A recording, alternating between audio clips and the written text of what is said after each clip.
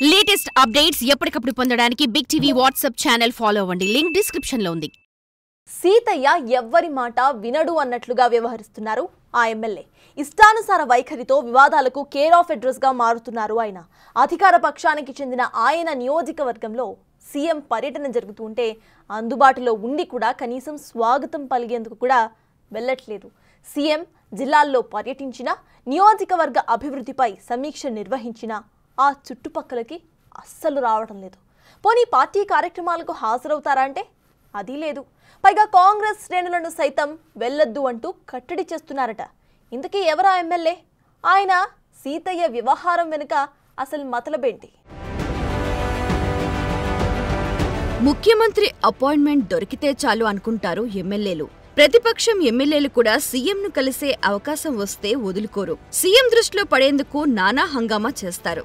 కానీ దానికి పూర్తిగా భిన్నంగా వ్యవహరిస్తున్నారు వరంగల్ జిల్లాలోని నర్సంపేట ఎమ్మెల్యే దొంతి మాధవ్ రెడ్డి. అధికార పార్టీ ఎమ్మెల్యే అయి ఉండి కూడా సీఎం అయితే నాకేంటి అన్నట్టుగా దొంతి వ్యవహారం నడుస్తోందట. తన వ్యక్తిగత కారణాలతో పార్టీ శ్రేణులను సైతం ఇబ్బందులకు గురి చేస్తున్నారని టాక్ వినిపిస్తోంది.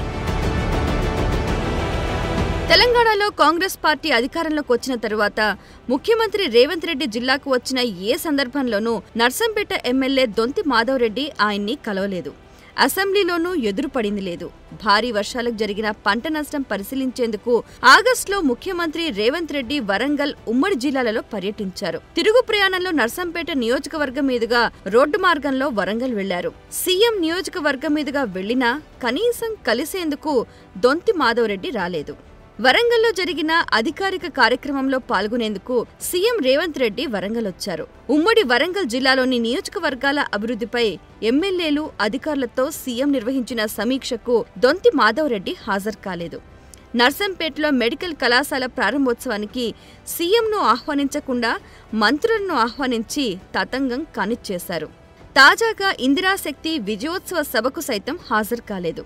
అలాగని ఆయన ఇతర పనుల్లోనూ బిజీగా ఉన్నారా అంటే, అందుబాటులో లేరా అంటే అదీ లేదు. నియోజకవర్గంలోనే ఉంటారు, కానీ సీఎం కార్యక్రమాల్లో పాల్గొనకుండా అంతా నా ఇష్టం అన్నట్లు వ్యవహరిస్తారు.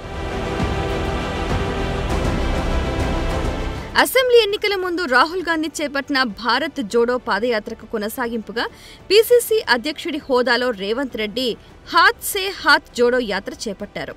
ఉమ్మడి వరంగల్ జిల్లాలోని మేడారం నుంచే ఆయన యాత్ర మొదలుపెట్టారు.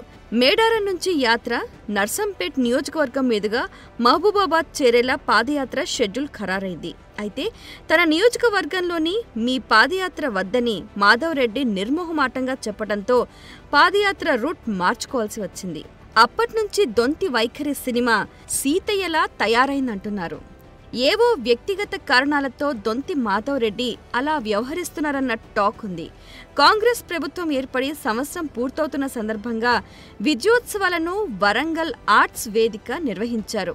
వాటికి కూడా ఆయన వెళ్లకపోవడంతో ఎందుకు వెళ్లలేదని తన సొంత అనుచరులే నిలదీస్తున్నారు. పైగా విజయోత్సవ వేడుకలకు పార్టీ శ్రేణులను సైతం వెళ్లొద్దని చెప్పడంతో దొంతి తీరుపై నర్సంపేట కాంగ్రెస్ సీనియర్లు గుర్రుగా ఉన్నారట. తనను ఎమ్మెల్యేలను చేసిన సొంత పార్టీపై మొండితనం పనికిరాదని, వైఖరి మార్చుకోకపోతే తీవ్రంగా నష్టపోతావని వారు హెచ్చరిస్తున్నారట.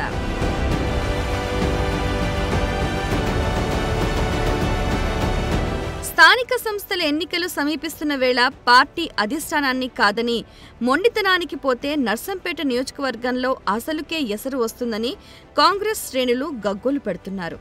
ఇప్పటికైనా ఎమ్మెల్యే తన తీరు మార్చుకోకపోతే మాట వినే ప్రసక్తే లేదని, తాము కూడా సీతయ్య సినిమా డైలాగ్ చెప్పాల్సొస్తుందని పార్టీ శ్రేణులు అంటుండటం విశేషం. ప్రస్తుతం మంత్రిగా పనిచేస్తున్న ఓ కాంగ్రెస్ సీనియర్ నేత డైరెక్షన్లోనే ఎమ్మెల్యే దొంతి అడుగులు వేస్తున్నారని, అందుకే అధిష్టానంతో గ్యాప్ పెరిగిందని పొలిటికల్ సర్కిల్స్లో టాక్ నడుస్తోంది. అతిగా మొండితనానికి పోతే తామే మొండి చేయి చూపాల్సి వస్తుందని వార్నింగ్ ఇస్తున్నారట సీనియర్ కాంగ్రెస్ నేతలు. మరి చూడాలి దొంతి మాధవ్ రెడ్డి ఆ సీతయ్య పాత్రల నుంచి ఎప్పుడు బయటకొస్తారో.